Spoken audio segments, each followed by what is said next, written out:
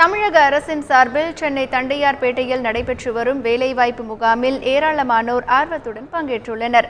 தமிழக அரசின் தொழிலாளர் வேலைவாய்ப்பு துறையும் சென்னை மாவட்ட நிர்வாகமும் இணைந்து சென்னை தண்டையார்பேட்டை துறைமுக விளையாட்டு அரங்கில் இந்த பிரம்மாண்ட வேலைவாய்ப்பு முகாமை நடத்தி வருகிறது.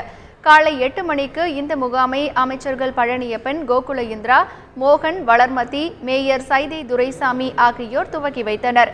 தமிழகத்தில் உள்ள பிரபலமான நிறுவனங்களான ஹூண்டாய், டிவிஎஸ், ஃபோர்ட் உள்ளிட்ட 300க்கும் மேற்பட்ட நிறுவனங்கள் 302 அரங்குகளுடன் இந்த வேலைவாய்ப்பு முகாமில் பங்கேற்றுள்ளன.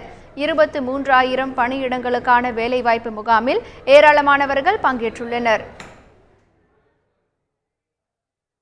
தமிழ்நாடு முதலமைச்சர் அம்மா அவர்கள் ஆர்கே நகர் தொகுதியில் ஒரு சிறப்பான ஏற்பாட்டின்படி அவர்களுடைய ஆணையின்படி இங்கே வேலைவாய்ப்பு முகாமை நடத்த உத்தரவிட்டிருக்கிறார்கள்.